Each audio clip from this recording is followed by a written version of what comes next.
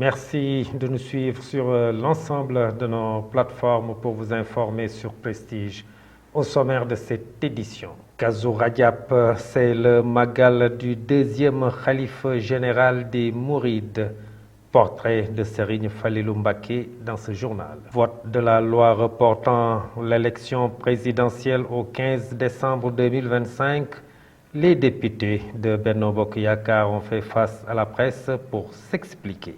Et puis Abdoulaye Fall Mao se dit surpris et condamne. Il demande aussi la régularisation des salaires des ASP. La page de l'actualité nationale avant celle de l'actualité internationale et la page des sports viendra boucler ce journal dans un court instant. Le développement.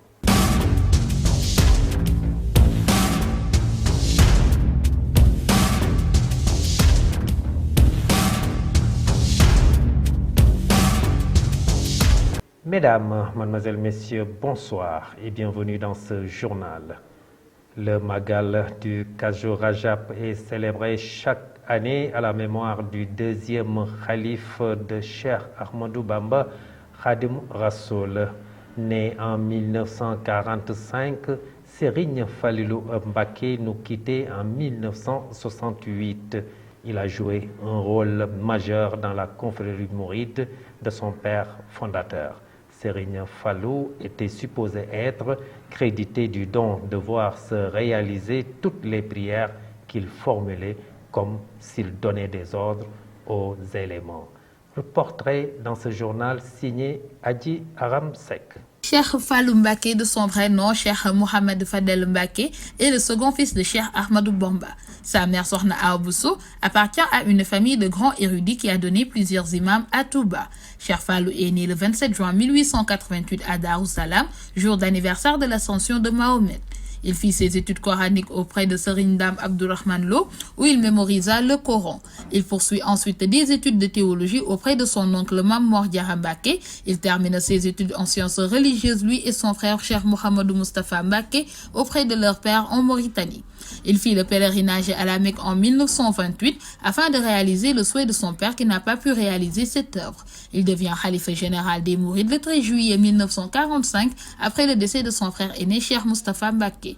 Il poursuit farouchement les travaux de la construction de la grande mosquée de Touba qu'il inaugure le 7 juin 1963. Cheikh Falilou était supposé être crédité du don de voir se réaliser toutes les prières qu'il formulait, comme s'il donnait des ordres aux éléments. Cheikh Falilou Mbacké est rappelé à Dieu le 6 août 1968 à Touba. Il est remplacé par son frère cadet Cheikh Abdoul Ahad Mbacké à la tête de la confrérie mouride. Le Magal Kazu Rajab qui marque son anniversaire est un événement bien connu auquel assistent des centaines de milliers de disciples. Je vous le disais tout de suite dans le sommaire, les députés de la majorité présidentielle ont fait face à la presse, c'était hier, mardi, pour édifier l'opinion sur le vote de la loi reportant l'élection présidentielle au 15 décembre 2024. Tous réunis derrière le président du groupe parlementaire de Benno Bokk Yakaar, ces députés ont fustigé le comportement de leurs collègues de l'opposition, notamment ceux de Yewwi et de Taxawu Sénégal. Selon Abdou Mbow, cette décision maintient bel et bien le scrutin présidentiel dans l'année électorale 2024. Je vous propose de le suivre. Il nous est apparu clair que les conditions d'organisation d'une élection libre, transparente et inclusive n'étaient pas réunies. C'est pourquoi nous avons pris la décision d'accompagner une fois de plus cette initiative qui a débouché sur le vote de la loi portant décalage de l'élection présidentielle au 15 décembre 2024. Toujours pour dire qu'on n'est pas sorti de l'année électorale. Parce que le président de la République, s'il voulait proroger ou prolonger son mandat, il n'allait pas réitérer sa volonté de ne pas se présenter. Et on a tout fait pour ne pas sortir de l'année électorale parce que les gens nous prêtaient la volonté d'aller pendant 1 an en 2025, d'autres disaient 2 ans, mais on n'est pas sorti de l'année électorale pour expliquer exactement qu'il fallait que les conditions soient réunies pour qu'on puisse avoir une élection libre, transparente et démocratique. guidé par le seul souci d'éviter à notre pays une crise institutionnelle de grande ampleur.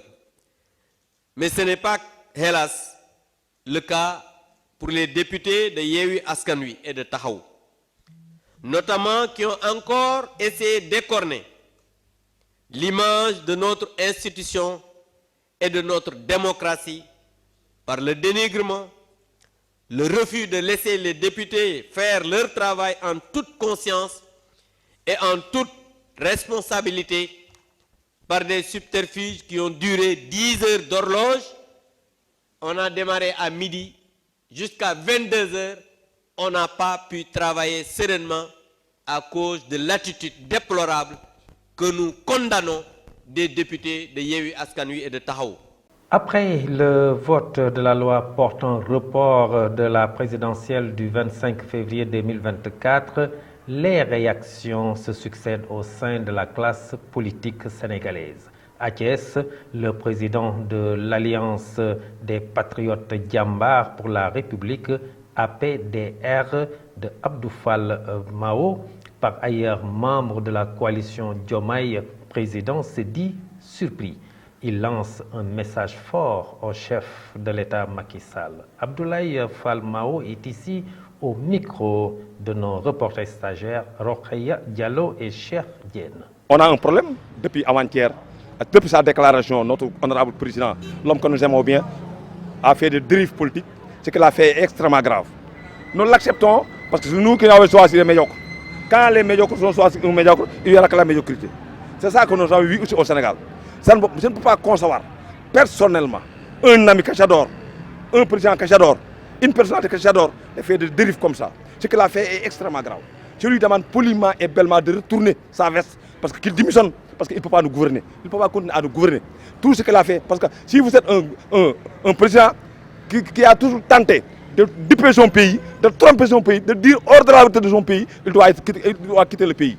Je lui demande poliment et bellement qu'il démissionne de notre République. Parce qu'il n'a plus la crédibilité de gérer le pays. C'est la raison pour laquelle ce qu'il a fait avec son frère et son papa, ce qu'il a fait avec son frère et son papa, ça c'est extrêmement grave. C'est extrêmement grave. Il ne devait pas le faire. Il ne devait pas le faire. C'est du n'importe quoi. S'il laisse le pays comme ça, demain arrive, le président de la République n'a pas le droit, ni moral, ni éthique, ni la personnalité d'un chef de l'État de faire ce qu'il a fait. Ce qu'il a fait est extrêmement grave. Nous lui demandons poliment et bellement de démissionner. On a dit, il a dit personnellement, il y a une crise. Quelle crise? Peut-être une crise d'épilepsie ou une crise arrêt cardiaque. Ce qu'il a fait est extrêmement. Je lui dis qu'il revienne à sa raison. Il n'a pas le droit de tromper les Sénégalais. Il n'a pas le droit. Il faut qu'on se dise la vérité. Ce qu'il a fait avec son frère et son papa, Mak Abdoulaye Wade, ça ne passera pas. Il l'a fait, il a le droit. On l'a donné une armée, une forte armée. On l'a donné une police, une forte police. On l'a donné une gendarmerie, une forte gendarmerie. On l'a donné des finances bien garnies. On l'a donné des finances bien garnies. Ce qu'il a fait est grave. Il n'a pas le droit de prendre nos responsabilités, nos pouvoirs, de torturer. Tout ce qu'il a fait, ça ne devait pas se passer comme ça. On le dit en haute voix. Macky Sall, ce qu'il a fait est grave. On n'a pas le droit d'accepter tout.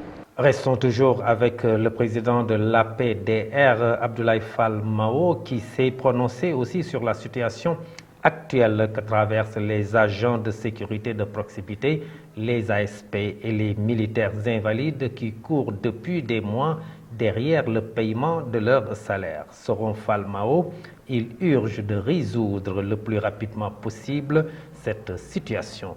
Abdoulaye Fall Mao est toujours au micro de nos stagiaires Rokhaya Diallo et Cheikh Diène.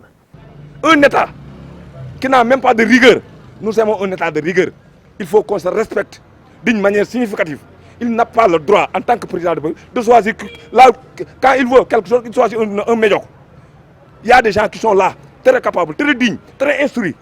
Un républicain, des patriotes, ils sont là au Sénégal, mais ils choisissent la politique. Il n'a qu'à payer les gens. Les invalides militaires là, ils ont des problèmes. Il n'a qu'à régler ce problème des invalides militaires. Quand il quitte les invalides militaires, pour regarder les AFP, les policiers de proximité. Ça, c'est du n'importe quoi. De faire de deal politique avec PDS.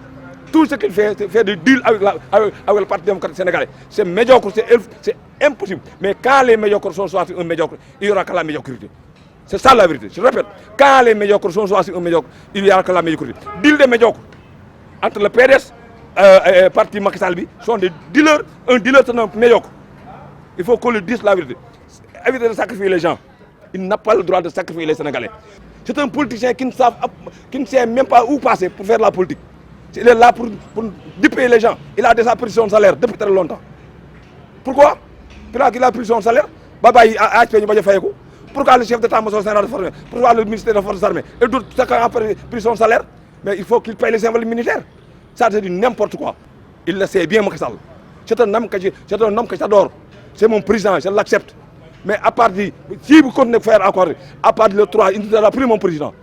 Et puis, les femmes des 14 régions du Sénégal réunies autour de l'Alliance pour le développement de la femme rurale ont organisé en fin de week-end une cérémonie de lancement de leur activité. Lors de l'Assemblée générale constitutive tenue les 19 et 20 janvier 2024, les membres de l'Alliance pour le développement de la femme rurale avaient fixé un rendez-vous ce 3 février 2024 à Tchokhol, dans la commune de Noto Diobass, pour le lancement des activités de l'entité nouvellement créée. Ndeye Fatou Ndiaye, présidente de ANDEF, exhorte les autorités à soutenir cette initiative. Je vous propose de la suivre. Nous réunir 14 régions yi nga xamné ñoo nekk ci Sénégal yépp té nekk membre ci alliance bi. On a réuni aujourd'hui les 14 régions du Sénégal et membres de l'Alliance ANDEF, la femme rurale autrement. L'Alliance ANDEF a pour objectif d'accompagner les femmes. C'est un mouvement qui veut semer l'espoir et l'abnégation dans le cœur des femmes et travailler avec ces femmes rurales, d'où la présence de toutes les coordinatrices, d'où l'objectif aussi de cette rencontre. Et c'est en 2019 qu'on a commencé à peaufiner cette alliance pour les femmes rurales. Ici à Tchokhol, 5 ministres de la République étaient témoins du mémorandum et des recommandations pour la création de ANDEF, Alliance des femmes rurales. Toutes ces femmes présentes ici sont animées d'une forte détermination et n'attendent rien de l'État pour le développement de cette alliance. Néanmoins, on lance un appel au ministère concerné pour nous accompagner.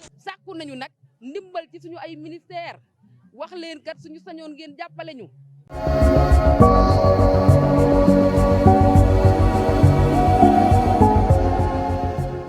Et dans la page de l'actualité nationale, l'Internet, la connexion des données mobiles est rétablie. Mais aussi le ministre Samba Sy et les patries de gauche rejettent catégoriquement le report de l'élection présidentielle. La page de l'actualité nationale, c'est avec Mame Biram Cissé Gaye.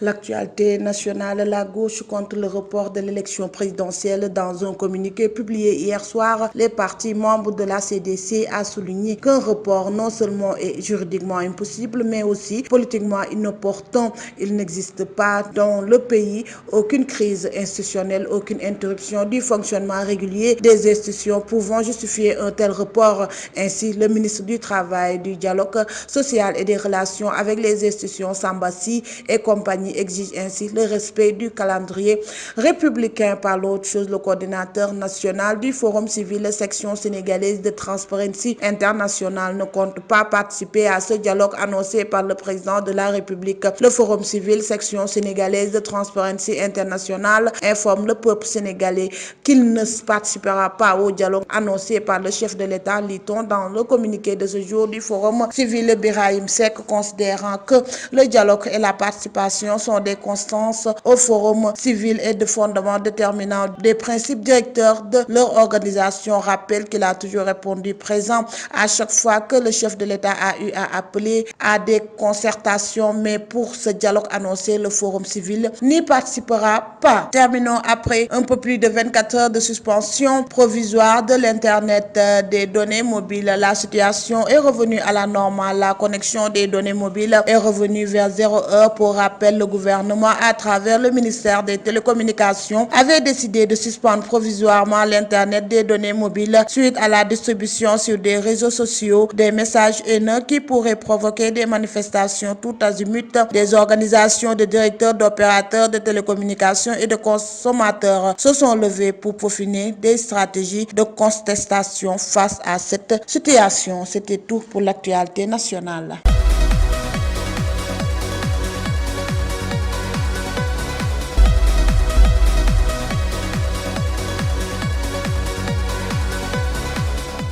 Et dans la page de l'actualité internationale au Chili, l'ex-président Sébastien Piñera disparaît dans un accident d'hélicoptère. C'est un rapide survol, Ramatoulaye Cissé. Démarrons l'actualité internationale en Chili.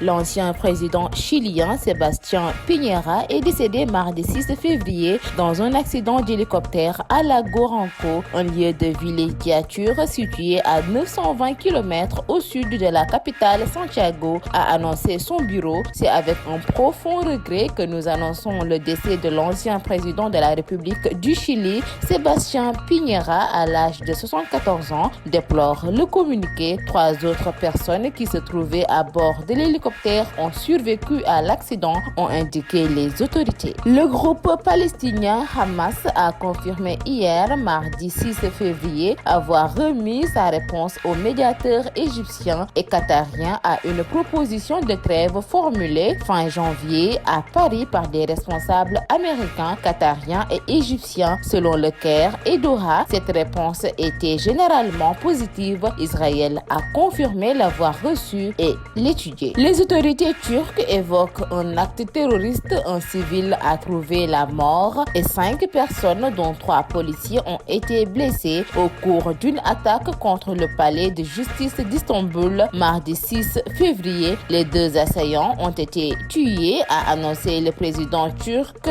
Recep Tayyip Erdogan. Le ministère de l'Intérieur avait précédemment fait état de la mort de 2 assaillants dans un attentat perpétré dans une organisation marxiste-léniniste radicale, ajoutant que 3 policiers qui gardaient le palais et 3 civils avaient été blessés. L'attaque visait le poste de police à l'entrée du palais de justice. Les blessés, dont l'un a succombé à ses blessures, ont été hospitalisés. Mesdames et messieurs, c'en est tout pour l'actualité internationale.